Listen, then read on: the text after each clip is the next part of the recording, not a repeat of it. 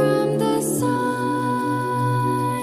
beyond stars, I hear their song. They're coming closer, talking without sound, calling me home. Calling out Mayday.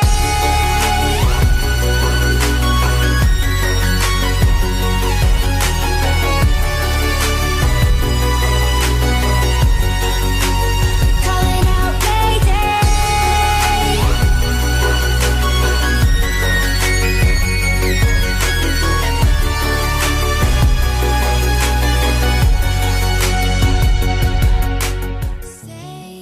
Save Whew.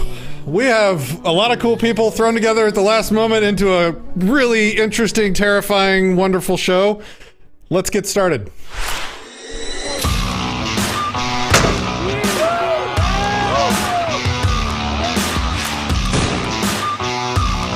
He has a plan, she has a plan, and you get to pay for it regardless. The best way to get someone motivated is to stand for something strongly, deeply, passionately. Subscribe to Disenthrall. Do as you're told.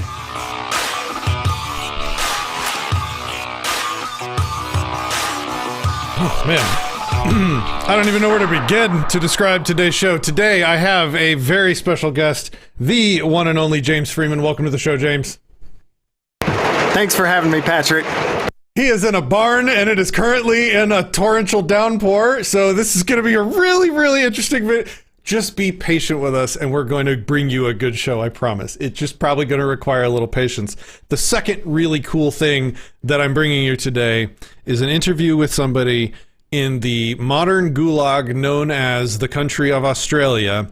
He is coming to us anonymously. We're not going to show you video, and we have made an attempt to garble his audio to the extent that we can barely understand him and hopefully protect his identity so that he can speak freely about what's happening in that country.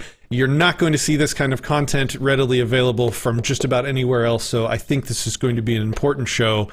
If you can be a little patient with us. The nickname that James has given our guest so that we can keep him anonymous is harmful extremist content, right? Is that the name? Okay. Harmful extremist content. Can you say hello? Are you there? Yes, I'm here. Nice to be on. Hey man, what's up? How you doing? Oh, well, I mean, it's pretty tough down here at the moment, I'm not going to lie. Like, it's, yeah, it went downhill very, very quickly, and it doesn't look like it's going to go uphill anytime soon. I appreciate you taking the risk to come on the show, and I feel like that's a good place to begin this interview, and it's also going to hopefully give James Tornado time to calm down. So we'll have this interview and kind of talk through it first, maybe, and then hopefully the rainstorm chills. But so let's begin there. Why you live in a first world country? Why am I having to hide your identity to talk about what's happening in your country? What the hell is happening? Yeah, so the crackdown, because of obviously the worldwide situation that we're seeing at the moment. I'm not sure if I can even say what's happening with the, in case obviously then the channel gets hit or something, but the state like literally and fully cracked down on freedom of speech, freedom of movement, freedom of like journalism. It's completely and utterly destroyed right now. So where I am, we have 0 cases of this disease. We had no deaths within about an 80-kilometer radius of where I currently am, which is about 50 miles or so for the Yanks. And we're in complete lockdown. It's illegal for us to go more than 10 kilometers from our house, which is about 6 miles or so. It's illegal to protest. The state has issued basically press credentials to those who they want to be press, basically. And if you don't have it like press credentials and stuff, you no longer you can't report on things. We're seeing on live radio stations and live TV. We're actually seeing content being censored live, right? So there was an interview the other day on the Kyle and Jackie O show, and a politician who was against mandatory vaccines was speaking, and they literally started to censor everything that she was saying live. So we're seeing like a complete authoritarian crackdown on every single freedom that I suppose most of the viewers here would be in the US. So complete crackdown freedom of speech. We don't have freedom of speech down here in Australia at all. It's not considered a protected right. Freedom of the press, like I said, they're issuing press passes to whoever basically they want, and if you don't have press passes, you can't report on what's happening. And we've seen journalists get arrested and get thrown in prison and in the court system for reporting on what's happening. We're seeing the military on the streets in Sydney right now enforcing lockdowns to only 5 kilometers, which is about 3 miles from your home. So yeah, basically like the reason why I have to kind of try and be anonymous and stuff is because obviously we're seeing people right now who even want to protest, right? Anybody who is attempting to organize a protest gets arrested and thrown in jail. Yeah, it's literally straight out of the 1940s Germany handbook of the USSR. It actually has shocked me how fast this has happened and how many people were kind of willing to accept this. This unforgettable vacation memory. I'm sorry, So, yeah, I'm trying to queue up the video links that you sent me, and YouTube ads are playing, of course. So I apologize. Please continue. Of course, yeah. So there's a few links and stuff that I sent through to you guys. Yesterday we saw the police laugh at a disabled old man who they arrested for not wearing a mask in public despite having a medical exemption. And as he was having a seizure on the floor, they were laughing at him having a seizure. I mean, yeah, I'm not going to lie, a lot of the guys who I know and stuff are looking at getting out of Australia just because of how quickly and how far we've fallen. I was harassed by the police the other day. Under threat of arrest, I was forced to ID myself for not wearing a mask because I have a medical exemption.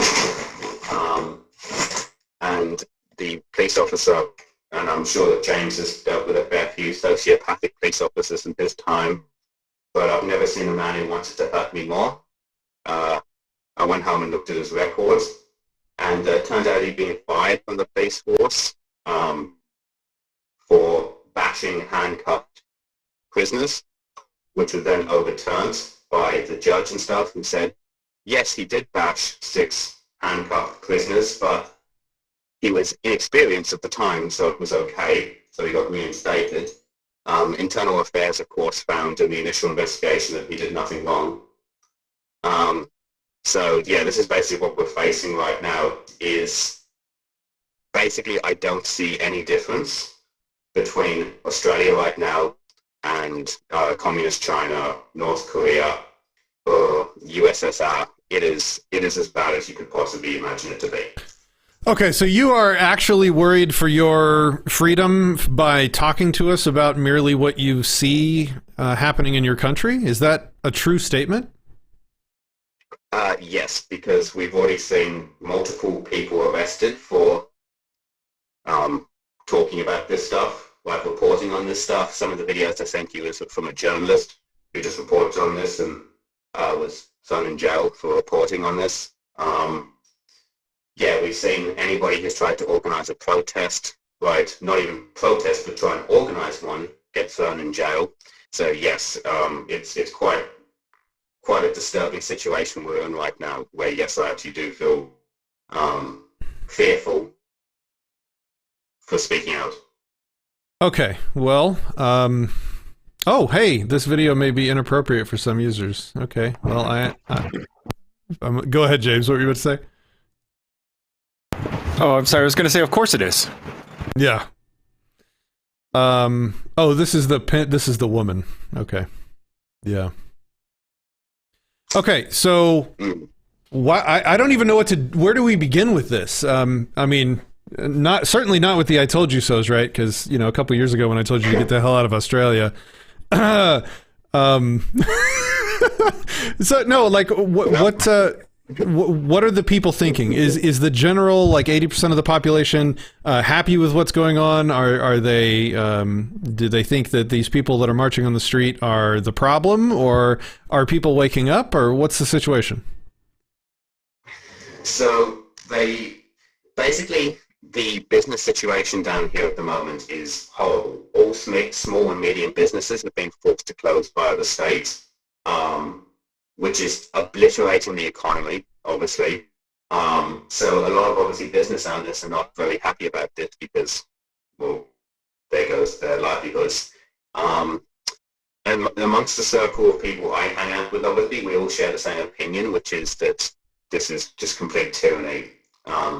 And it's like, you'd think that to justify this kind of response and stuff, 95% of people would be down the streets, right? It's as far from that as you can get. We're currently on the 4th of August, 2021, and so far this year, we've had about 16 people die with COVID, not of COVID, but with COVID in their systems. 16 in a population of 25.5 million, right? That's it. That's our complete death toll. And right now, obviously, we have just lockdowns, and as I said, the tyranny that I said about before and stuff with what's going on. So a lot of people right now are getting to the point where they're basically just disobeying the state, which is good. However, probably the majority of people still are licking the boot and obeying, and just saying like, oh, we need to stop this virus, which obviously, as you guys know, with viruses and stuff, it's like, you can't stop a virus, right? Like, Can you walk us through this video we're watching? This woman is being arrested for a Facebook post, this pregnant woman? Correct. So the pregnant woman put up a post and stuff supporting a protest, basically, to protest against the lockdowns. And yeah, the police arrested her for putting up that Facebook post. Like that, like there's a law that says you can't post what? What is the law? What does this magic spell say that is justifying these thugs doing this? Yeah, so under their, so basically they've declared a state of emergency, right? Which is basically martial law. So, oh, well, dude, no, it's an emergency, so I don't know what the big deal is, like, of course. Yes, of course. How silly of me. But yeah, basically, that's what you're seeing in this video, right, is that she's being arrested for a Facebook post, and so the police have now got literally unprecedented powers, right? Like, I'm talking seizure of private property, warrantless searches of private property, demanding so you have no right to not ID yourself on the street. So it's literally, the papers, please, right? Yeah, we're seeing that basically they're going to be looking at introducing like vaccine passports, so you can't even travel between the states anymore. Yeah, police have got as close to unlimited powers as you can humanly imagine. So what do you do about it?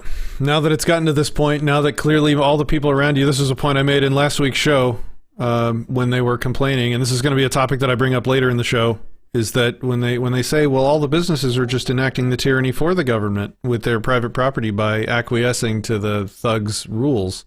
And I basically said to them, oh, well, welcome to reality where most of the people around you are happy to participate in their own enslavement and tyrannization. Well, it seems like you're just in a more advanced state of this significantly than most of the people here in the States.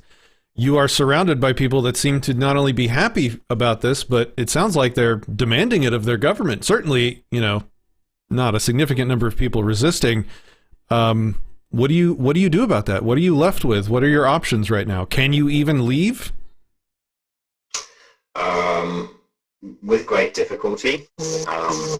So yeah, basically, what do you do? I try, and obviously personally, right, I resist by refusing to follow their orders.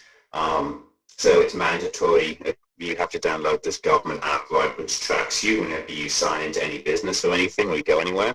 So basically, you have to like basically sign in and stuff and say, hey, I'm at this place this time and stuff, right? I obviously refused to do that. I refused due to the medical exemption stuff to wear a mask.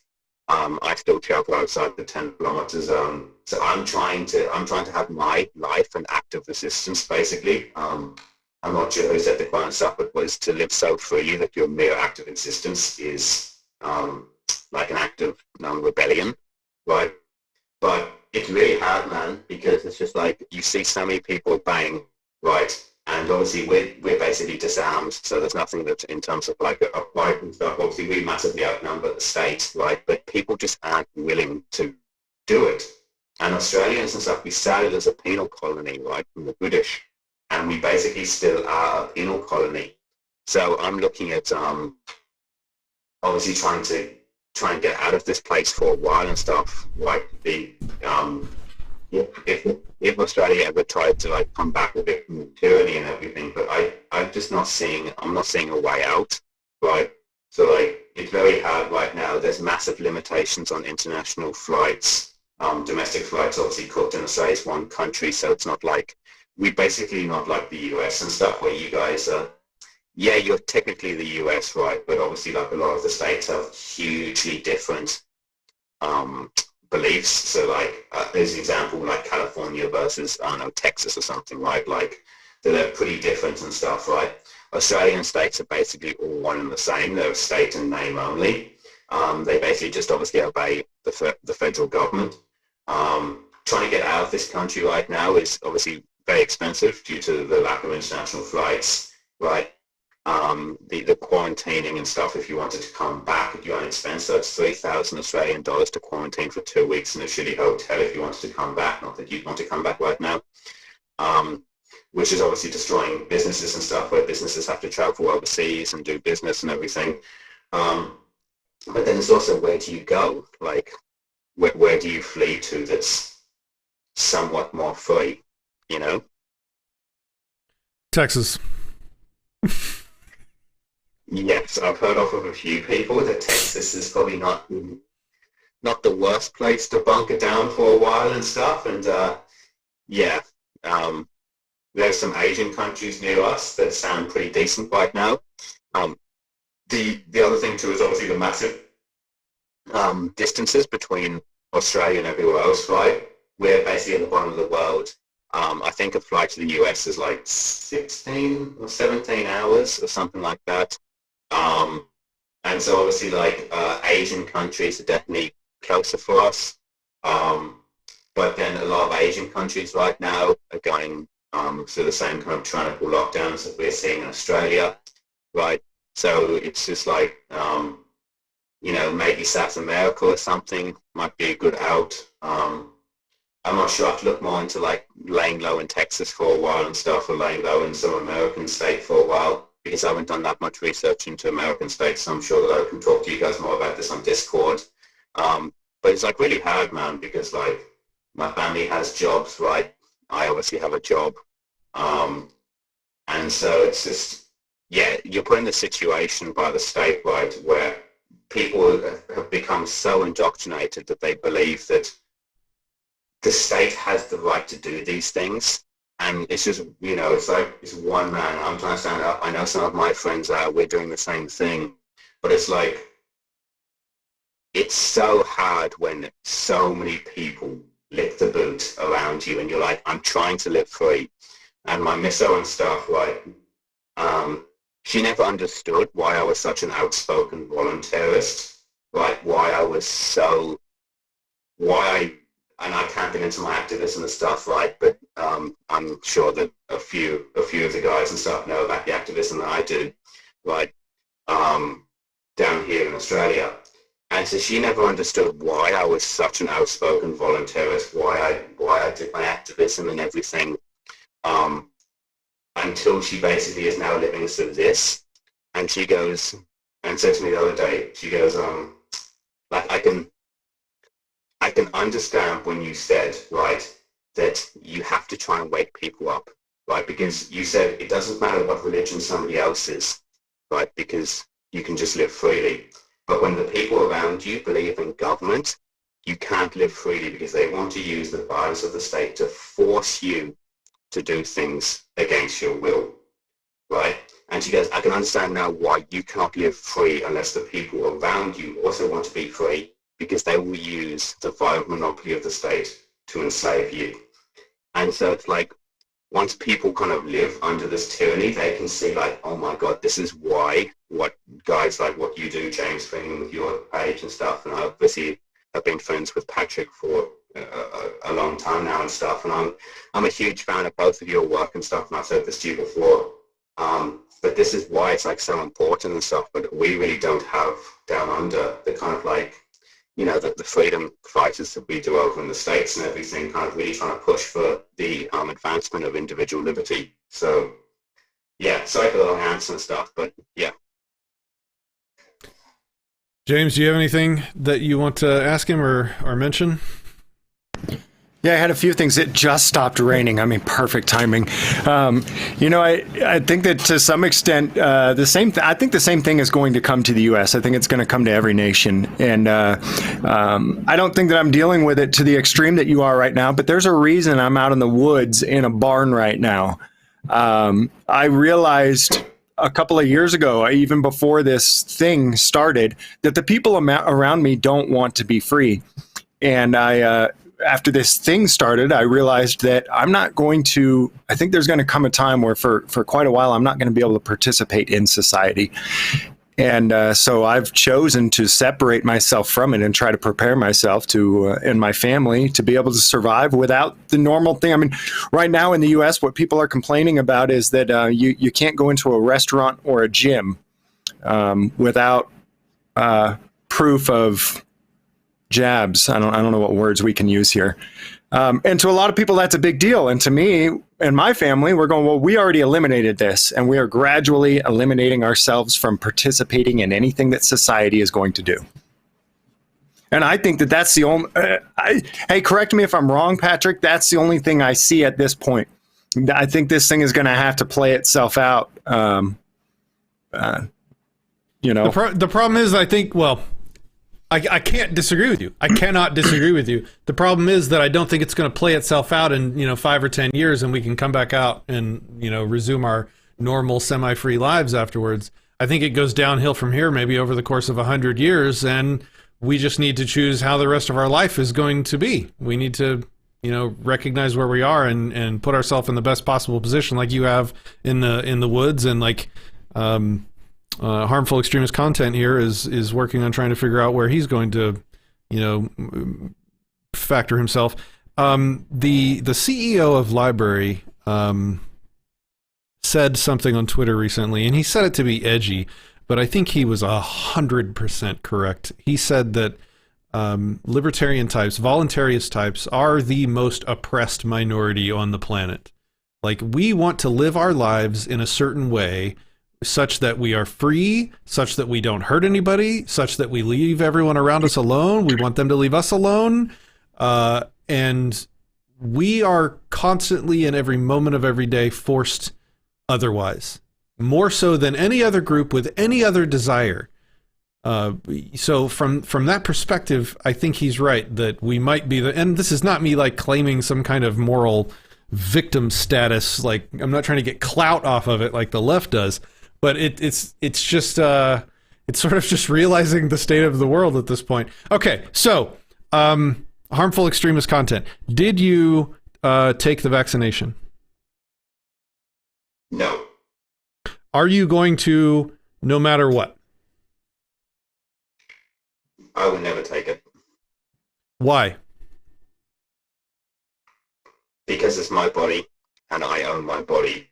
And I and only I get to decide what I can and cannot put into my body.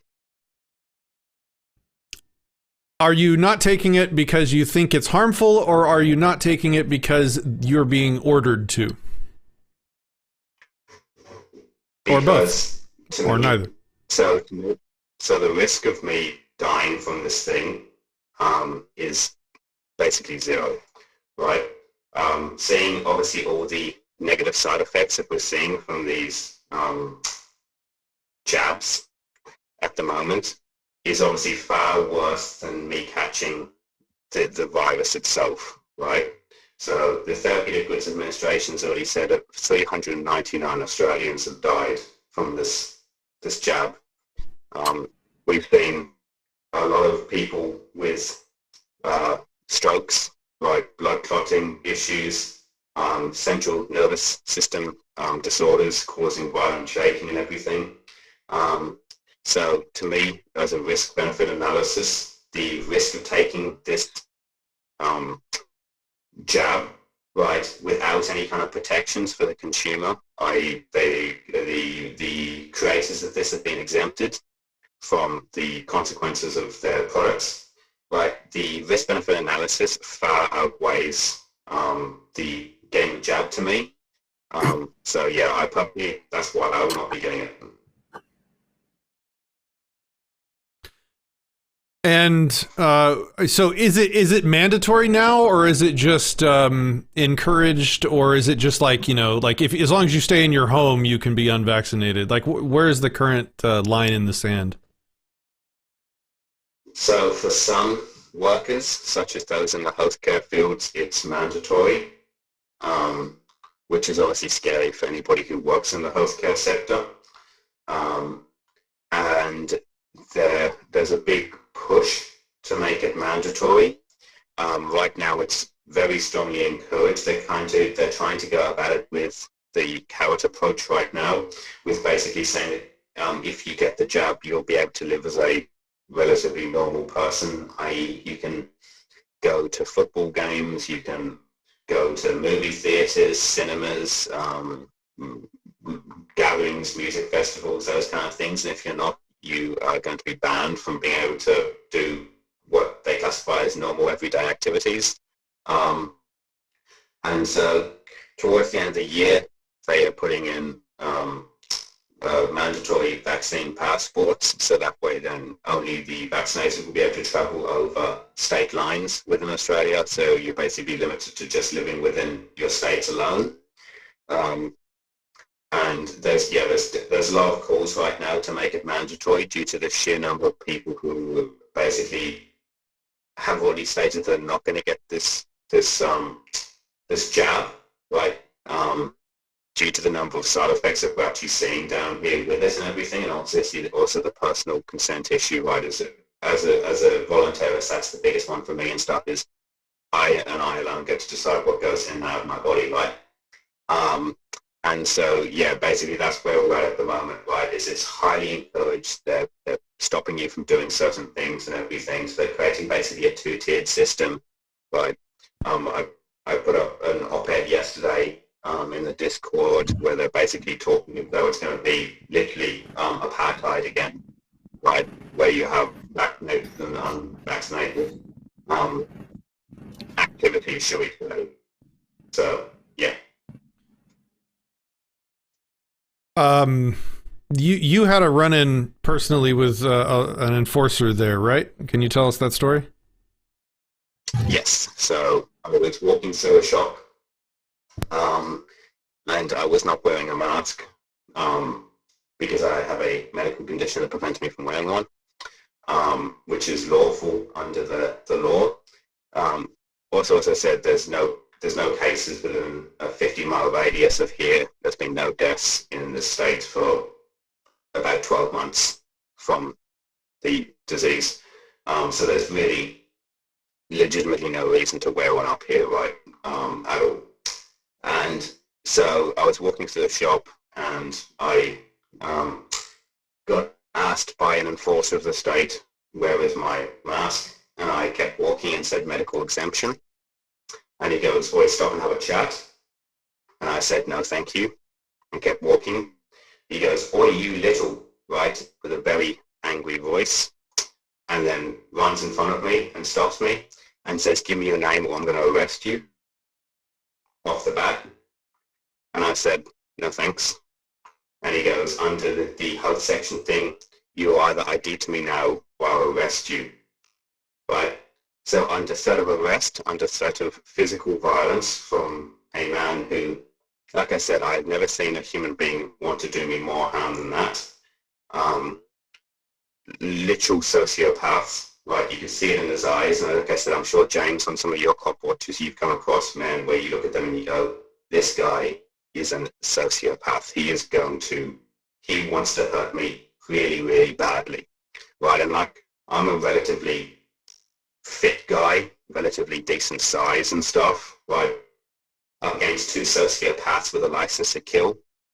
At that point, you really don't have much option. So under threat of arrest, under threat of being kidnapped, I ID'd, right? He then proceeded to give me a lecture about how I didn't have to be difficult with him, which I'm sure he also gives to his wife before he hits her at night.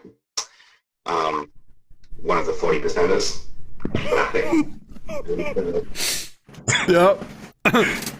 And as he's undertaken to me for the crime of following the law, he then bumped into me, right, to show me what a big man he truly is. And I went home and I did some research on this cop, and like I said, he bashed 6 handcuffed men who he'd arrested when they were still in their handcuffs. And the internal affairs investigation found that he did nothing wrong. The court then reviewed this and found that actually he did do something wrong by bashing 6 handcuffed men, and including one of them, he took the handcuffs off of the man and then challenged him to a fist fight inside of the police station. So this is just a classical good cop, right? Classic good cop.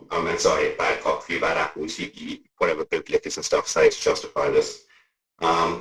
He was then found, obviously, guilty of massive amounts of misconduct, assault, and stuff like that. But, and this is where, of course, it gets really, really good, he was then fired as a police officer. He then appealed, and on that appeal straight away, the judge overturned his firing and said that he was inexperienced. Right? So that's okay that he bashed handcuffed people, and said that it wasn't his fault because the handcuffed people were rude to him. So it's completely fine and stuff, according to the judge, to bash handcuffed people if they give you a little bit of lip. And he was then reinstated as a police officer and is continuing to be a police officer. And I can guarantee you that he has not changed his ways. And I kind of dodged a bullet there, because I can almost guarantee you, with the way he's looking at me, I would have been bashed in handcuffs myself. So, yes, these are the... for people and stuff who are like, US police are sociopaths, I agree completely. There's no doubt about that. However, there's no difference between that and Australian police. I did not just run into the one bad cop on the police force. They're all bad cops. All of them.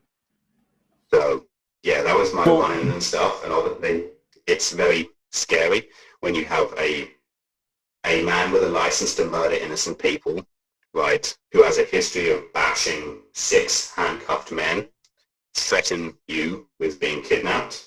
So yeah, it's a very, very disgusting place to be. And then you watch people call these people heroes, and you're like, yeah, nothing could be further from the truth. Well, surely they can't all be bad cops, right? What about the cops that reported the bad cop? Good point. Oh, wait, so none of them reported him? Yeah. Also, what about the cops who stopped him from bashing the... Oh, that's right. There were no cops who stopped him from bashing the 6th handcuff prisoners. What about the cops who arrested him for bashing the 6th? There were no cops who... Okay, let me read comments and say also last call in the comments for questions for our Australian harmful, dangerous, harmful extremist content. So if you have any questions for him, get them in now. Thank you for the 5 super chat. Super awesome. Says, I think I'm going to move to the woods also. Trenton, let's see. Liberty After Dark says, well, they wouldn't have gotten their heads bashed in if they were just good little cattle. So obviously it's not the cops' fault. Phobius says, Jesus H, that pig must have had a massive dick. Oh, man. Okay, so I guess, unless we have any questions come in, I guess my last question to you is, is there anything that we can do to help you?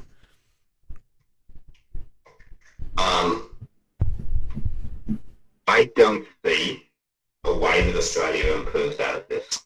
I really don't. The people are they're too weak, they're too comfortable, they enjoy licking the boot too much. All they've ever done is lick the boot. Like I said, we started as a penal colony, we're still a penal colony. Like we've grown up, and we literally, so many people down here adore the state, right? There was a video that came out a while ago of police bashing a disabled pensioner on his front lawn for no crime at all, and they're laughing as they bash him, right? And there are tons of people in the comments and stuff, bootlicking and stuff, and saying he should have just obeyed. I'm not sure what he should have obeyed, but he should have just obeyed or something, right? I don't see a way that this improves.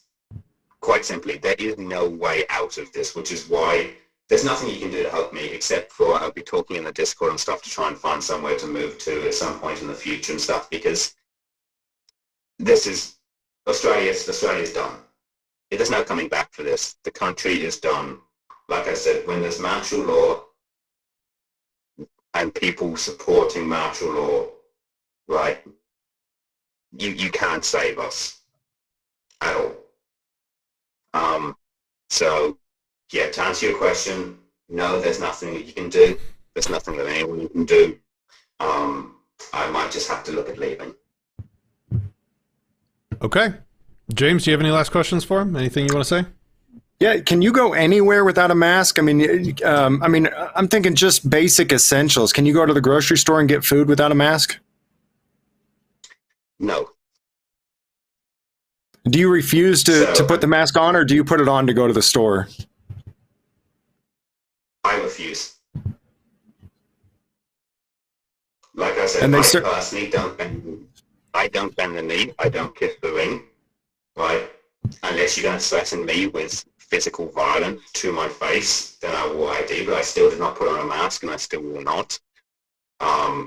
Because again, it's my body. I get to choose, right? And there is the medical exemption for not wearing one. But other than that, though, you have to wear a mask whenever you leave the house. The only thing is with that is if you're doing strenuous exercise. However, that's up to the authority of the police officer to decide. And so with most of them, nothing is strenuous exercise, so thus you can get arrested. We've seen so many fines and arrests for people not wearing one, even with medical conditions and stuff. Like I said, there's the video, there's the picture and stuff, which I sent through to Full Star yesterday, Patrick, and stuff, if you see it, where they literally laughed at a man who was having a seizure. The police laughed at a man who was having a seizure after they arrested him for not wearing a mask. And they didn't help him. He had to get his wife to come over and stuff and rifle through his bag to find just half medication pills to stop him from dying. And the cops are standing over him, laughing at him. I mean, like I said, there is no saving Australia. I do have one more question. Oh, and now I forgot it. I probably need more Red Bull. Has anybody, do you know if anybody in Australia has attempted the argument of religious freedom, stating religious freedom is the reason that they can't or won't wear a mask or can't or won't take the jab? So too bad, so sad. Churches are closed, so you can't make that argument. Yeah, basically, like I said, we don't have, like, obviously, as we know with the Sanders Spooner, right? No constitution, no treason, so no treason, the constitution of no authority, right? But we don't have, well, obviously most of the listeners of Disenthrall are Yanks, right? So you guys are well aware of the constitution and stuff like that, right? We don't have those kind of protections down here under law in Australia anyway. The courts have repeatedly ruled that Australians have no freedom of speech at all, right? So if you swear in front of a police officer, you get arrested because there is no freedom of speech whatsoever. Freedom of press, like I said, they're issuing press passes to acceptable media only. So James, you would not get one for obvious reasons because you do not bootlick the state. So we have press passes, freedom of religion. Again, it's it's not guaranteed in terms of the state can obviously say, hey, some people have a runny nose, thus we're going to stop you from being able to have religious meetings and stuff, or you can't wear a mask under religious reasons, that's sad. And so, yeah, that's like the first, right, a freedom to protest, they've taken that away. So now protesting is actually illegal here, right? And so there was a protest a couple of weeks ago in Sydney, and there'd been a boatload in Melbourne, and the police have formed a task force to go and hunt down every single person who attended that protest and arrest them and fine them for illegal protesting, right? As we all know and stuff, the race card and stuff is literally just a way that the state played white versus black, right? However, the way that the state enforces it down in Australia is that the Black Lives Matter protest, which was also under a lockdown, was completely legal, right? Somehow, despite the fact that it was actually illegal, but they allowed the Black Lives Matter protest to happen, didn't arrest people and stuff for doing it, and said that was okay because the chief person there was handing out hand sanitizer, right? So it was a legal protest. I'm not joking. This is how sad it actually is, right? So the Black Lives Matter protest was legal because they were giving hand sanitizer to the thousands of people protesting for Black Lives Matter, but when people protested for their freedom against tyrannical lockdowns, that was also illegal. But there was, the police now are going door to door hunting people down who went to those protests. So there is no right to protest. The state basically deems what is and isn't acceptable, right, when it comes to any form of petitioning the government for redress of grievances, right? If we look at the Fourth Amendment of the US Constitution, that's gone. We don't have that in Australia. Like I said, you don't have any right to review searches and seizures at all. The police can now search your property, right, without warrants, if they think that you have some people there, because you're not allowed to have people at your house anymore. So, like, you can't have your friends come over and stuff and hang out. That's illegal. So there's no Fourth Amendment in Australia, like, whatsoever. Yeah, unreasonable searches and seizures don't exist. They can ID you for any reason. If you don't, you go to jail. Basically, everything in Australia right now is go to jail. You're forced, right, to provide information. So there's no Fifth Amendment. So basically, if a cop asks you where you're going, you have to say, right, because you're only allowed out to the house for, like, essential reasons. Essential reasons. The number one is exercise, or number two is food buying, or like going to the doctor. That's it. But is a booty call essential? Just asking for a friend. Asking for a friend.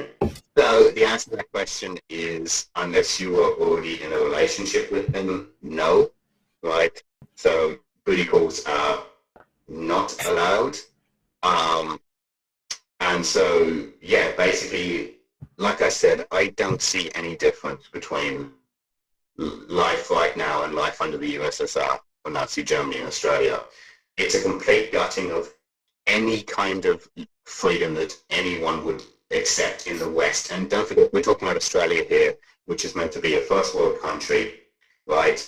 A British colony, basically, right? So we're not talking about some third world tyrannical kind of like hellhole, right, where you'd expect this kind of despotism to take place, right?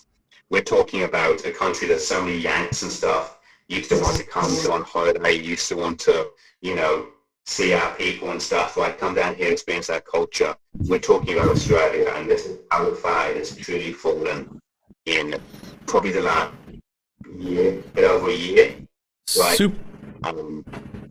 Super awesome tip. Just gave a 2 super chat. Thank you for that. He asks, when did Australia give up their guns? Was it in the 90s? Yeah, so 1996, if you believe the official story, which you would have, if you believe the official story of what happened, you also believe that Iraq had weapons of mass destruction, and you also believe that the CIA had no idea that the people that they funded were going to fly planes into buildings, if you catch my drift. So you'd be a quite credible person to believe that a mentally disabled man shot 36 people dead in a mass shooting, and that was the catalyst to basically take away all of our guns. However, in response to that question, guns are worthless, useless items if nobody is willing to use them to defend freedom.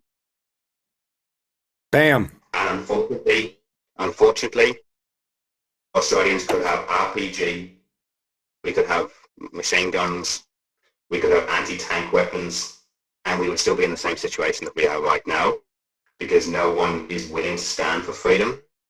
No one is willing to resist this tyranny. And so I hear that directed a lot with some of my activism and stuff. Like I said, I can't get into it, obviously. I wish I could.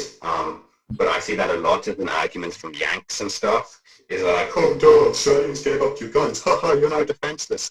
I'm like, yeah, bro. Are you using your gun to defend your freedom, bro? Or are you killing the people?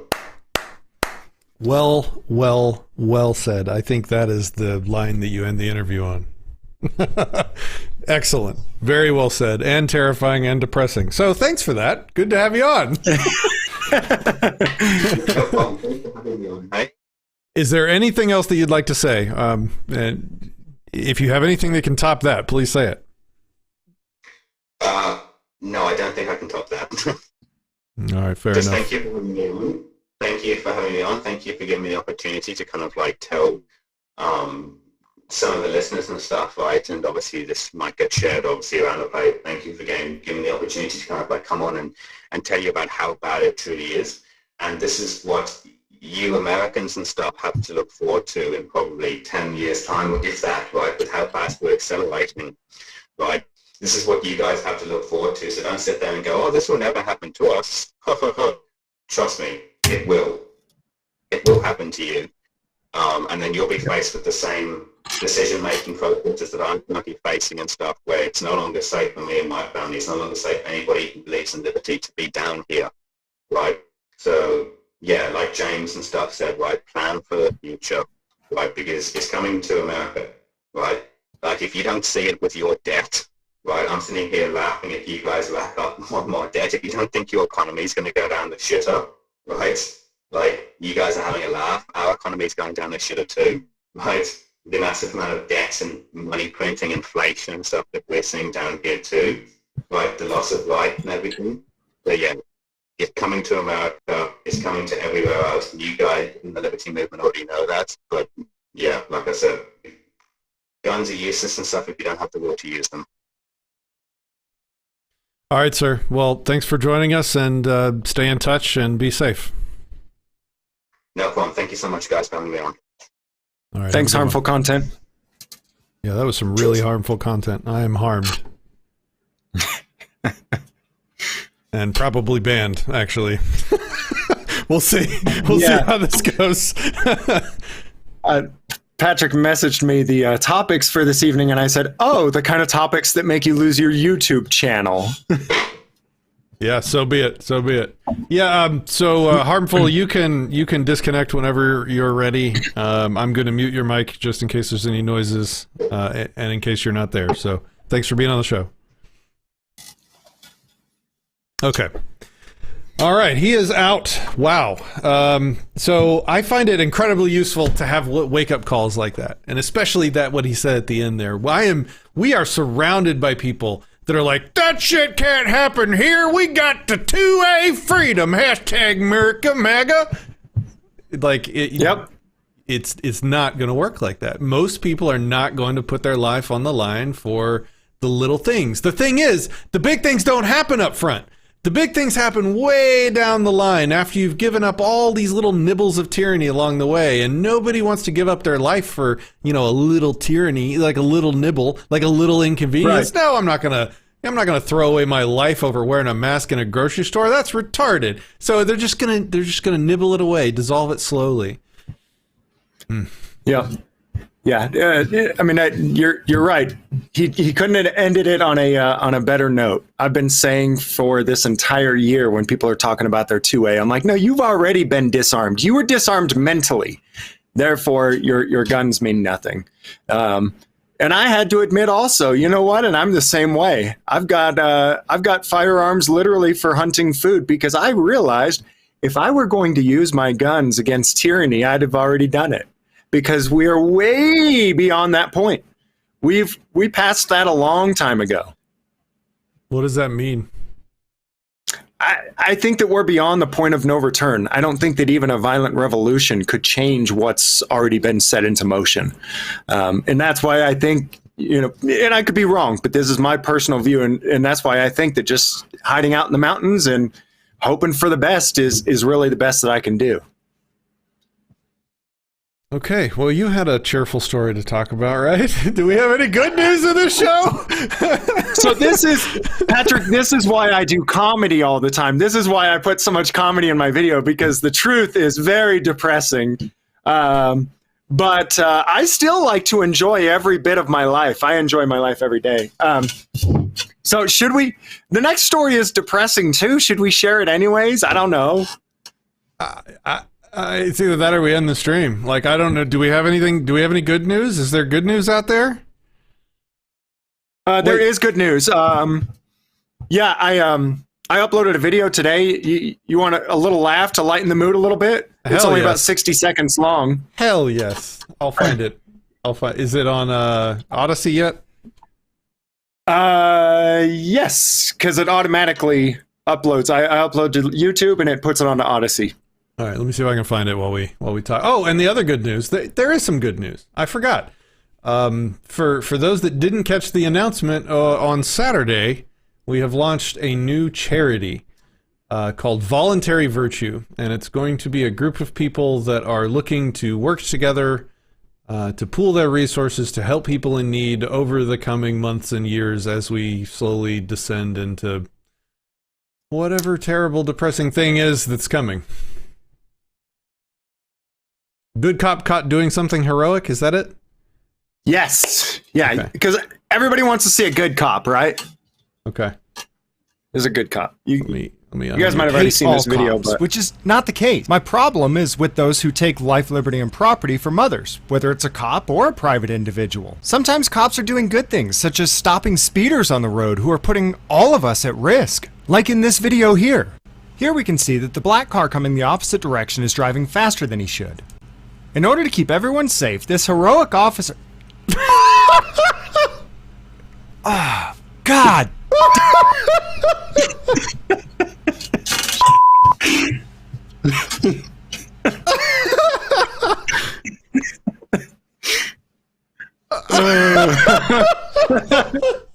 Your reaction was so good. Oh, your reaction was so good. I gotta play that again. All of us at risk, like in this video here.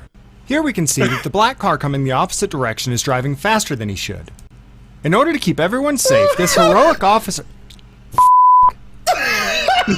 God! I'm crying. Oh my God. Thank you for that. Oh my God. Thank you. Oh, see, that's what we needed. That's exactly what we needed. Oh. I mean, it's depressing too, but at least I'm crying in a good way. Oh, that's why I enjoy doing that type of content. At this point, I'm like, man, I'm gonna have to laugh a little bit because I have tears. I have tears. Thanks. Okay. Yeah. So, what was the thing you wanted to talk about? So in the alleged auditing community, there's this guy called Odysee. Have you ever heard of him? I have heard. Yes. Okay, so Odysee is Philip Turner, and he has case law in the Fifth Circuit. A lot of times when we go out and we do this filming the police stuff and the police act up, and we don't sue them or we don't make a written complaint, you get people all over in the comments that are like, hey, you didn't sue, so unless you sue, you're not making a difference. Or you didn't make a written complaint, and unless you make a written complaint, you're not making a difference. And I try to be really nice because the people who help me with my YouTube tell me you're supposed to be nice to your subscribers. And so I try not to be a dick. But I'm sitting there thinking, no, we have factual evidence at this point that there's nothing that you can do to stop a thug from being a thug. So recently, just in the past couple of weeks, Philip Turner got to figure that out. And his reaction to finding out that police don't give a shit about his case law was priceless to me. Now, don't get me wrong. I have Batusai is the guy that made case law. He like went through. He was prosecuted and he won or something. And there's case law now. Yep. Okay. And then sued, and there was case law saying if you can be there, you can film there. And that was done in Tarrant County, I believe, Fort Worth. Fort Worth police were the ones that detained him. Okay. And so he got case law in the Fifth Circuit that said if you can be there, you can film there. It's Turner versus Driver. Okay. And we quote this all the time. When I was in Texas, I used to quote it all the time. When cops say, "Hey, you can't be recording," and we say, "No, Turner versus Driver." That's what we were talking about. But that was Batusai's case law. Oh, okay. That's right. I mean, also funny story for those that have followed this channel for a long time, and you remember that the thing that started me on the path to diving into philosophy and looking for the authority of the government was me going on a ride-along with the intentional plan of becoming a police officer for the purposes of being able to defend myself from them. It was the Fort Worth Police Department that I went on my ride-along with when I went on the ride-along, I was so disgusted by what I saw that it sent me down the path that has brought me where I am today. So anyway, same police department that he's talking about. Interesting story. Go ahead. Excellent. Don't forget to sign up for your ride-alongs, folks, so you can see what thugs they are. 100%. Would recommend. Yes. So whether you go on a ride-along with them or a ride-along with a cop watcher, it's the same thing. So we got this case law and everybody quotes it. And now they'll constantly come in the comments and say, hey, unless you sued, you didn't make a difference. But that case law was established in 2017. And since 2017, I was arrested in Leon Valley in 2018, along with 20 other people for recording in a public place, almost exactly the way that Philip Turner was. We've seen dozens, if not maybe up to 100 arrests of people recording in public places, and this is post Turner versus Driver. Well, just this last week, maybe a week, 2 weeks ago, Philip Turner went to this place called, I think it's Corinth, Texas. Let me look it up just to make sure that I've got it right. Well, whatever you're about to say it's not making any sense because, I mean, clearly there's case law, so the cops can't arrest you, right? No, they can't. It would that'd be impossible. Yeah, like they try and put the cuffs on. It's just like their hands get like repelled, and the cuffs get too hot to hold, right? Right. Yeah, you're familiar with magic. Yes. Yeah. That's how the magic spells work. Corrigan, Texas. This is where this happened. So a couple of guys went out there a few weeks ago and they were recording police stops and they were recording in the lobby. They were recording outside. They were recording into the police car windows, which I love doing because if you ever seen what cops do, they will peer inside of people's cars, which I think is super creepy, but turnabout is fair play. So I like peering inside of their cars. So these guys went out to Corrigan, Texas. I think it was News Now California, News Now Ninja, maybe somebody else, and they were recording Corrigan police. The city council immediately created a new city ordinance saying that you cannot record in these public places at the Corrigan Police Department. So the Batusai went out there. He's got his case law. He's got his card that has his name on it and reference to his case law. And he goes out there and he records outside of the police department. They come up and they tell him, hey, man, you can't do that. And he says, well, you know what? I've got case law here that says that you can't arrest me for doing this. And they take his camera away and they put handcuffs on him. And he did a live stream after the arrest where I think he was eating or something. And the look on his face when he goes, guys, this is bad. This is really bad. And don't get me wrong, I have a ton of respect for Philip Turner, Batusai, and the work that he did and the amount of time and effort and energy and thought that he put into obtaining that case law and going through all of this. But the look on his face and how shocked he was that, holy shit, crap, I don't know if we can cuss on here. The cops don't care. We just talked about a bunch of stuff that's going to get me deleted. I think you can say, whatever you want. So go ahead. I'm ready to set this whole bridge on fire at this point. Like, I don't give a shit about YouTube anymore. I don't know. Go ahead. Sorry. So, I mean, I just thought that was interesting. And I think that this, I've told people that I'm not trying to fix or change anything. I've told people I'm documenting the downfall when they ask what I'm doing. And so it was very interesting to see. It was almost like this moment of shock in Philip Turner, like, holy crap, I put in all that effort, all that work, not just to protect myself and my own freedom and my own liberty, but to fight for the liberty of all of the rest of you too, so that all of you can go and do this thing that you are supposed to be allowed to do.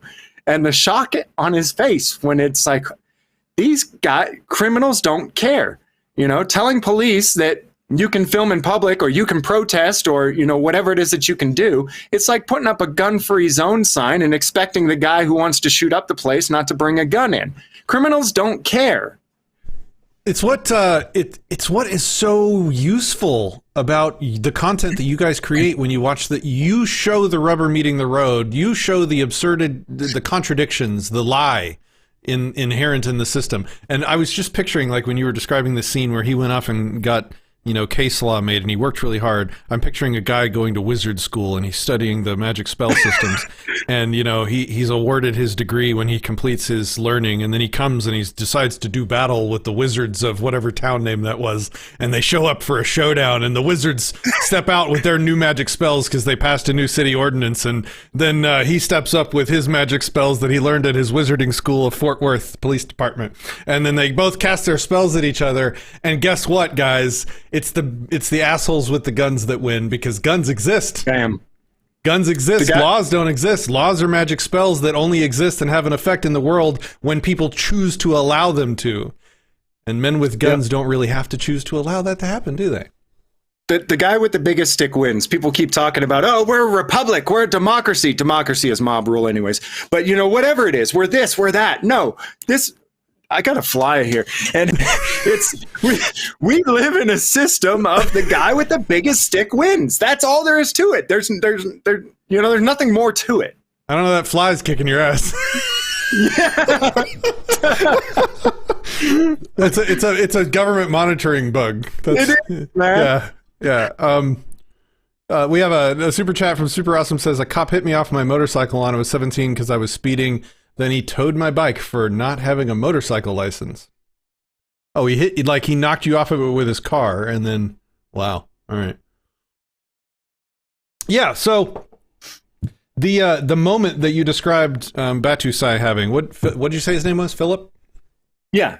I feel that. I feel that moment. It's like when you see behind the curtain for the first time and you realize that it's all just this lie that you're trained to believe is true since birth. And you just run headlong into it, and it's shocking, and honestly, it shook me for months. Like, I had to re-examine my entire life, and I had to go, like, I went all the way back to the founding fathers and beyond, trying to figure out where the hell these guys in blue get their authority from. Spoiler alert, they don't get any authority from anywhere. It's their guns. It's their this mass superstition of everybody believing that they have the authority to do this stuff. I was sitting in this cop car watching these peaceful people get persecuted, and I had this moment, mouth drops open. I'm thinking, like, this hero protector of the peace and law sitting next to me is persecuting this innocent, peaceful person over nothing. Those two concepts cannot coexist. And that was the moment I had, and it's a stunning moment, and it's the one you're describing, and it's the one guys like you that make the content that you make help other people to get, hopefully, by watching your videos. I think it's super important. I got pretty discouraged in 2020, though, when the whole shutdown happened and everybody just started worshiping government. A huge amount of my audience who used to be like, oh, James, thanks for fighting for freedom. And then I'm like, hey, you got to fight for freedom yourself, too. And then the government's like, stay home. And they're like, okay, thanks, government. And at that point, man, I talked to you the other day and said, you know what, man, the majority of people, I don't give a there's a handful of people who want freedom. And for those who truly want it, we've got to stick together and do the best that we can to stand with each other. But, man, the majority really don't. They don't want freedom. They want this illusion of security, of safety that the government can't actually provide. And, that's another thing that I hope I'm providing evidence of by going out there and recording is that, the government is promising us this safety and security. Should we just obey? Yeah. And I hope that I'm showing in my videos, especially when I'm out live streaming, completely raw footage of police interactions with people. No, these people are not safe because the police are there. As a matter of fact, in many instances, it's quite the opposite. So, 100%. Trenton Paul, thanks for the 10 parting gift chuckle. He says, I appreciate you. Thank you. Oh man, I'm just repeating myself at this point. So the next thing, thing I wanted to talk about was something that I briefly went over in my last show, and I don't know if this is, I don't know if you're interested in this conversation. This is more of a libertarian sort of principle thing among people that care about the sort of principles behind stuff. It's kind of an uncomfortable thing. It makes me the bad guy, but I'm used to being the bad guy. Like with everybody in my general life, I say things and they're shocked. Oh my God, you want freedom when it means that? Well, yeah, even when it means that, I want freedom. And this is one of those rare moments where it's happening in the other direction with voluntarists and with libertarian freedom-minded folks. They are mixing in private businesses choosing to require masks and vaccinations, let's say, to enter their business, and they're mixing that in with the government. And they're saying, well, since I can rightfully resist government mandates, I can also rightfully enter anybody's property and ignore their mask and vaccination mandates. And it's sort of on me, I feel like, because I don't hear many other people doing it, to say, look, if you're for property rights, if you're for freedom, that includes the freedom to make the rules for your property. And that includes the freedom to make really fucking dumb rules for your property. Rules that other people aren't going to like. Rules that are going to make people not want to go on your property. Rules that are going to make people, never want to spend money with you. That is your right. That is freedom. It's stupid. It's dumb. You might think it's disgusting, or you might even think that they are helping the government tyrannize you. You might even think that. But it is their property. It's freedom. It's the uncomfortable, crappy side of freedom, to give people the space to make stupid rules on their property. And that's what we're seeing. Okay. Go ahead. Do you have any thoughts? I 100% agree with you on that. And I don't like it. I think that I will not go into anywhere with a muzzle on. And so, but I will walk away. It is your private property. You tell me, hey, you can't shop here without the muzzle. I say, all right, I'm leaving. And I try to encourage people to say, hey, man, is it okay if I just keep, some distance between people? I would like to give you my business. Can we come to a compromise? If you don't want me there, though, then that's your right. That is your business. You can kick me out. Now, here's where, and I don't know for sure if this has happened yet, but here's where I'm going to have a problem. What if your business is taking government funds in order to get you, to persuade you to implement these rules? Somebody made a claim to me that I never went and found out for sure, that Costco was taking federal funds to essentially a bailout or something during the scamdemic. And in return, they had to implement these rules and policies. I don't know if that's true or not. If it is, then I'll sure as hell walk in there as if it's a government building and treat it as such. I'm so glad you brought that up, because that's the justified exception. Like, if they are taking stolen money, if they're taking your stolen property from the government, I don't give a fuck what they want me to do or what they don't want me to do. Like, you're a thief. You're in league with the thieves. I don't need to respect you anymore because you don't respect me. If you're going to accept my stolen property from government, then I don't care. Like, you should, I absolutely agree. The problem is that it's very difficult, and it takes a lot of work to do that on a case-by-case basis. Are you going to, have we done the research to find out if Costco is taking subsidies? And are those subsidies coming from a niche industry that you personally have nothing to do with, so it's not your stolen money? Well, maybe that doesn't matter. Maybe if they're willing to accept anybody's stolen property, then we shouldn't care about their opinions. I think that's a valid position too. So all I'm saying is that I think it needs to be, you need to slow down. People need to slow down. I want them to be case by case, and I want them to evaluate it before they start trespassing. Because you don't call yourself a principled person that respects property rights and then just go gleefully, publicly, proudfully trespassing everywhere, violating the wishes of the property owners. Be careful. Here's the other thing too. Yeah, go ahead. I'll also protest them from a public space because when I call a protest a temper tantrum, it's really the same thing. It's to get attention and draw the attention to say, I don't like what this guy's doing. So I'm all for that too. But you protest from a public area, not from their private property. And I've done that, actually. I did it at Best Buy. They wanted me to wear a mask in their store. And I said, you know what? Fuck you. I cussed again. I'm sorry. Screw you. And I walked out to the sidewalk and I yelled, boogaloo, boogaloo, boogaloo, COVID's gonna get ya! And I yelled this to all the people going in and out from the public sidewalk. Just acting like a crazy person. So you didn't wear, the panty mask? That was one of my favorite all-time pictures of no, you. and no hat. Yeah, you had like a thong or something. It was like a thong panty mask, tinfoil hat, golf. God. That was epic, man. If anybody hasn't seen that, you need to go find it.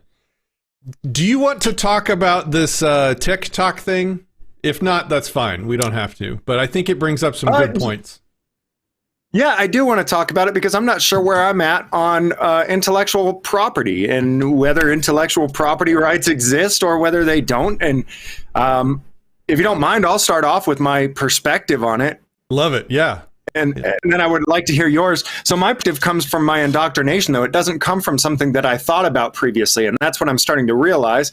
I believe that I own the videos that I create, that it's my intellectual property because Master said I do, actually. But I just this last week, because of this stuff going on with TikTok, started trying to rationally come to the conclusion of, okay, do I own it? And why do I own it? If I own it? And at this point, I'm unsure. I'm on the fence, and I'm willing to hear any argument. I think you have your situation involves straight up fraud. Like you've got a guy that seems to be out. Correct me if I'm wrong. I might not be too familiar with it, but you got a guy out there that was literally claiming to be you and running a channel on TikTok, uploading your videos that you've made and impersonating you. And and where I would say maybe that's still kind of victimless, but now he's taking money. He's taking donations from people in your name. That is fraud. Like that is a violation of property rights there. So the people that donated to him had an expectation that they were giving money to you, not to some other guy calling himself James Freeman. That's a problem. So I don't think what's happening to you is right from that perspective. Absolutely. But intellectual property is a really cool discussion, and it's probably going to make you really unpopular if you change your mind on it. Because it certainly has to me. But so the core problem with intellectual property is that it doesn't exist. It exists only through the gun of the government being pointed at people, which is not a valid form of property. What does that mean? So what is property? I made videos on this on my channel. The video is called Why is Property? Property is a system of agreements that we make between people to not harm people, to not steal things, to not trespass. We reciprocate these agreements. Why do we have those rules is the important question. To reduce conflict, to reduce the inherent rivalrousness in scarce resources, meaning a scarce resource is something that only one person can use at a time. Like somebody has to be the owner. We made this word owner is the right to exclude others from the use of a thing. So what are the things that these rules apply to? Scarce things, rivalrous things, things that by their very nature are only usable by a single person. So we make property rules and agreements between each other to reduce the conflict and the bloodshed around these scarce resources. Something happened about, I forgot specifically, don't quote me on this, 100 years ago. Actually, it was much older than this, but it came from, copyright started with kings wanting to corner the market and have a monopoly on printing presses. And they wanted to only allow certain people to make copies of books that they wanted to profit from it. So it was like a rent-seeking sort of monopolizing by fiat by the kings of the time. And then that sort of just evolved into normal expectation. And it wasn't even called intellectual property at the time. It was just, the king gave you the copyright. The right to copy was just a gift granted by the king. And if you didn't have it, well, you lose your head or something, So fast forward hundreds of years to, like early American times, and I could be getting this slightly off, but I'm pretty sure I'm getting the gist, is somebody coined the phrase intellectual property to take these concepts of scarce rivalrous resource agreements and apply it to ideas and intangible concepts, and to basically create out of nothing, out of magic spells, to create a new classification of property that only exists because the government points guns at people to control people's use of their actual property, which is why the phrase intellectual property is theft is valid. Because what it is like, let's say I make a video, and let me back up. I just want to say this. I came from a place of my entire career is wrapped up in writing code, which is intellectual property. My second career for a while was a wedding photographer, all intellectual property. Then I became a videographer, and I've made hundreds and hundreds of videos on YouTube. Not as many as you, I don't think, but my entire life's creative work, my entire professional output is wrapped up in intellectual property. This was not an easy position for me to understand. But here's what it is. I write a piece of code. I take a picture.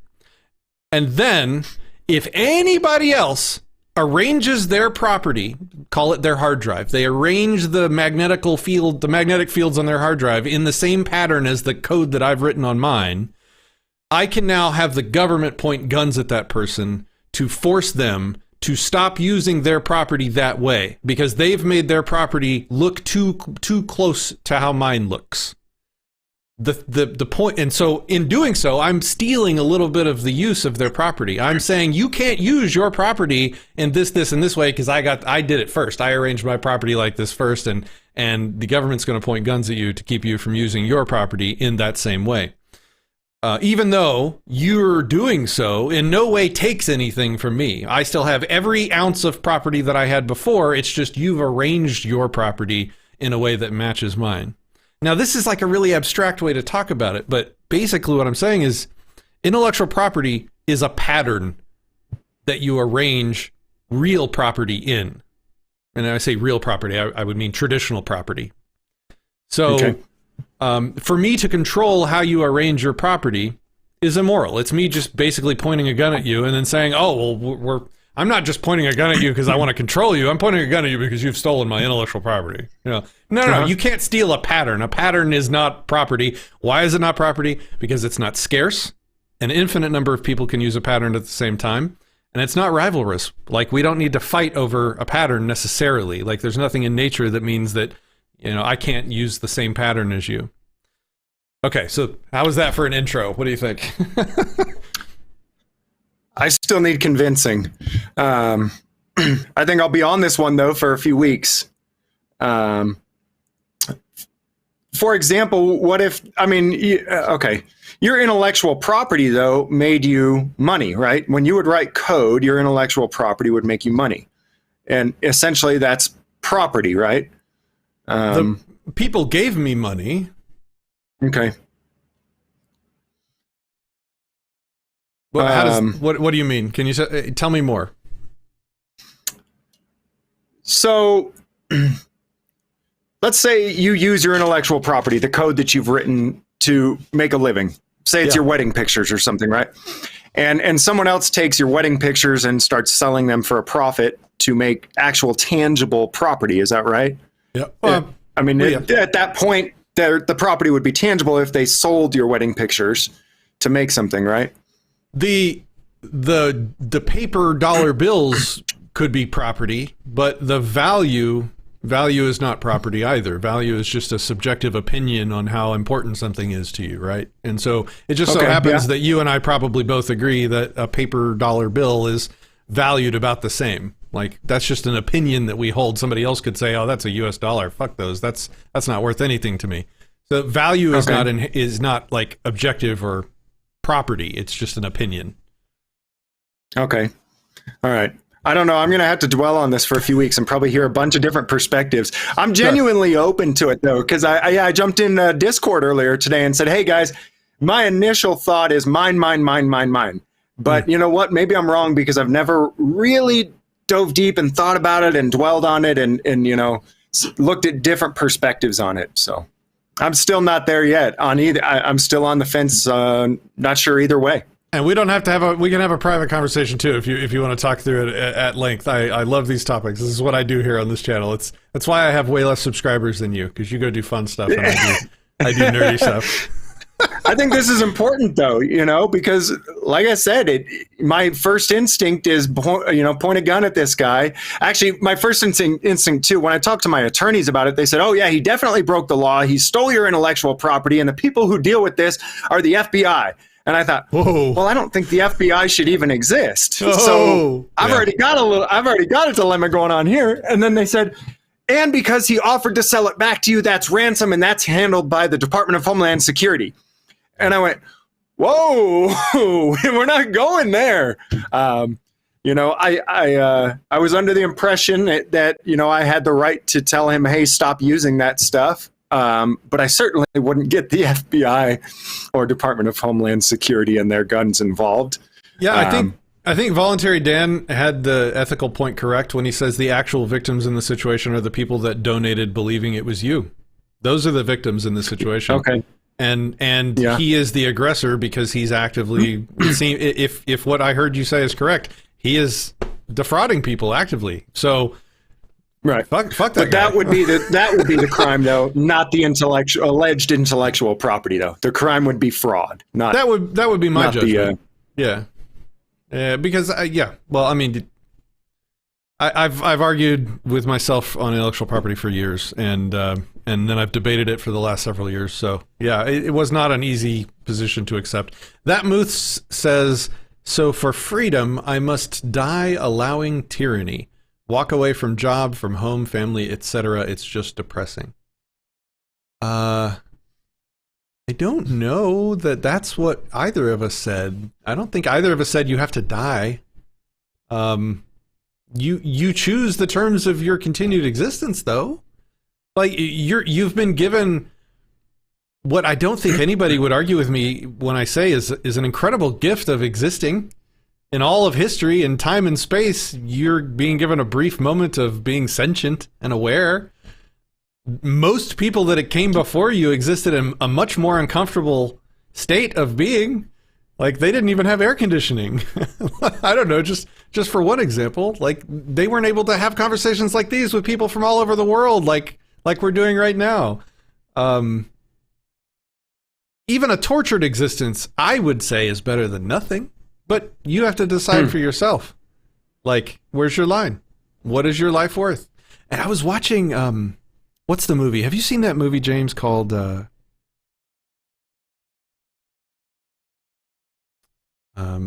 oh, guys, in the comments, it's the movie we watched on the Discord server a while back. It's about the guy in the Civil War that killed somebody because his son or somebody got conscripted into war, and he basically got he ran and hid as a deserter with the slaves in the Civil War, and then they ended up forming like a little colony where he was like, look, we're not with the North or the South, we just want to be left alone. And this was like a true story. What was the name of this movie? Somebody please help me. Anyway, you have to what I took away from that movie, somebody will give me the name of it, I hope, was that 100 years ago, 200 years ago, people valued their lives, like life. They valued life much less than we do today. Like today, every life is sacred, and we would tolerate. Oh, Free State of Jones. Thank you, Fallstar. The movie's called Free State of Jones. Have you seen that one? Man, you need to watch it. I've heard of it. Haven't seen it. Yeah, join us on Discord sometime. We'll watch it. It's really good. Okay, can we pirate it? I may already have. Yeah. Yeah. I shouldn't have even said that. No, it's hilarious. No, yeah. Yeah, so no, people used to value life a lot less than they do now. Like now, every life is so precious that they'll suffer any amount of tyranny before risking their life for it. And that's kind of what we were talking about when we finished our conversation with harmful extremist content. Was that people have all these videos, or people have all these weapons, they have all these guns, they've got all this kit, they've got plates, they've got everything, but they don't have the balls, they value their life so much that where's your line? I don't know. Everybody has to decide for themselves. I think it's the comforts that we have as well. I mean, I'm not going to lie. I'm pretty dang comfortable. Even living out here in the woods, I'm pretty comfortable. And I think for a lot of people, it's more about, it's not about freedom. I don't know. I guess they may gauge it different, what freedom is. They may gauge it different than I do. But I mean, when people are comfortable, I don't think that they're as likely to try to rock the boat or do anything or stand up or try to make anything change. And maybe that's the thing. Maybe everybody's just so comfortable because life is not as bad as it was 150 years ago, that the comfort is making them put up with a lot more tyranny. Is that the secret to tyranny? Have we discovered it here live on the show? Like, if we make people really comfortable, then we can completely dominate them. Checkmate. Yep. I told Clash with Bao the other day that since so many people around us genuinely don't want to be free, they do want to be enslaved, I told them we should just start our own plantation instead of trying to free slaves. We're not really going to do it. Don't worry, Patrick. Yeah, no, it's just I'm just thinking, like, and so we're the weird ones. Like, everybody else is so comfortable, they're fine with the situation. We're the weird assholes that are uncomfortable because we just want to be left alone. Yeah. I don't know. I guess I'm just acting like a spoiled brat. I don't know why I can't be comfortable and free instead of just one or the other. Yeah. Phobia says that fly is kicking James's ass. Yeah, it is. I've got my swatter here, and it keeps eluding me. All right. So last call for questions or super chats. Get them in now. I think we'll wrap up here in a minute. Phobia says hard times create strong men create good times create weak men, and weak men create hard times. Have you heard that before? Yeah. In my church, they essentially call that the apostasy cycle. Apostasy cycle. Is there a way to break that cycle? How do we break it? Like, I've been trying to think about this. Like, why does that cycle feel like such a true truth? I think maybe just a thought, maybe a way to break the cycle is to humble yourself before you become forcefully humbled. Just a thought. What do you mean by that? I think we'll get to a point where everything will be taken away from us by tyranny. All the comforts that we do have that we don't want to give up, I believe we're going to lose. I don't know. I think that humbling ourselves and being willing to go without a few things in order to stand up to tyranny may be worthwhile in the end. For example, I've gone without electricity and water for quite a while, and it's quite inconvenient to go without being on the grid, having electricity, having to go out and haul water in. But I don't know.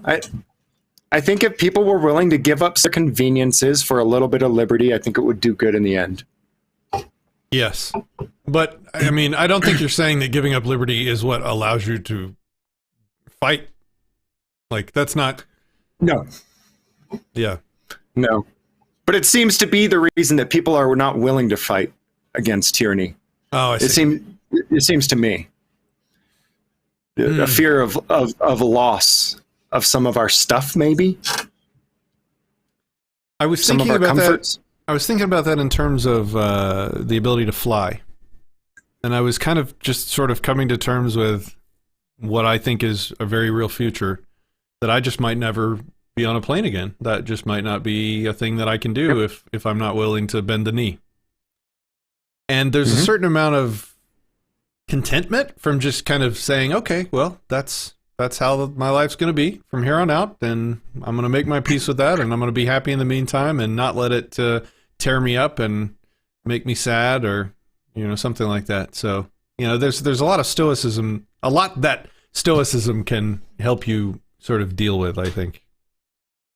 Yeah, I haven't been able to fly in over 3 years because I don't even have a state ID at all. So you don't? These are things. No, I haven't had a state ID in 3 years.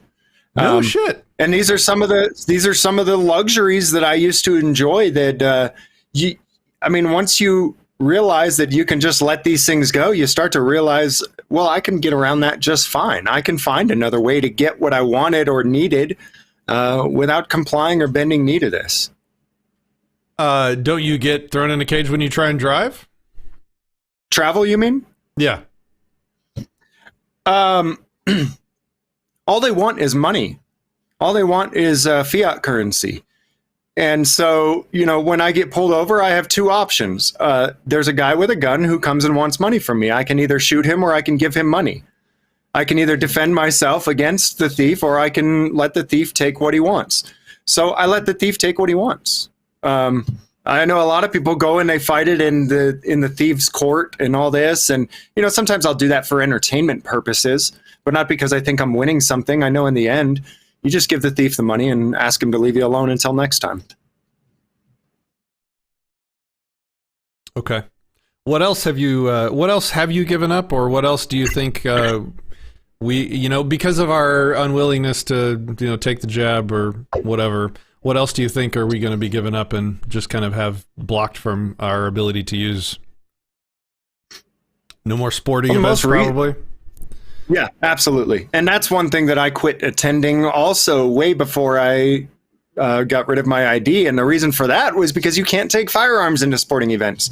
Yep. And I don't like being in gun-free zones. It's not that I feel that I need to carry all the time. It's that if I wanted to murder a mass amount of people, I would go somewhere where those idiots don't carry. Yep. And so I quit attending sporting events long ago. And yeah, that's one of the things. You're not going to be able to do that. No more shopping in grocery stores, Booga Squirrel says. Yeah, that's probably coming. That's going to be one of the toughest things, producing your own food. But there's also other options. And during 2020, myself and my wife absolutely refused to comply. And we were in New Mexico for a good amount of this. So we found ways around complying. Calling in your order for your groceries and having them come out. At this point, too, you can have groceries delivered to your door by somebody rather than even going to pick them up. We'd prefer to go into the grocery store because we want to pick our own produce. They don't always pick the best stuff. You want the best produce, though, you grow it. There's always another way. There's always other options and other things that you can do. And it's always way less comfortable and more time consuming, too, it seems like. Like you give up the modern conveniences, right? I mean, with homesteading, though, we got to a point when we were in Texas where we were getting efficient at growing our own food. Oh, so really? So that it wasn't taking a lot of our time. We had running water and electricity. Everything's on a timer. You plant, you leave it. We had already set things up the way we did it. And there's a ton of different ways that you can grow food. There's all kinds of new things people are coming up with, from hydroponics to back to Eden gardening. There's all kinds of people on YouTube that will show you different ways to do it. And so you can still do it in a way that's efficient. It just takes time to learn. And for me and my wife, that was a knowledge that we didn't previously have. So how you doing? It took a learning curve. Are you happy out there now? What's it like? Yeah. I think we're pretty happy out here. We enjoyed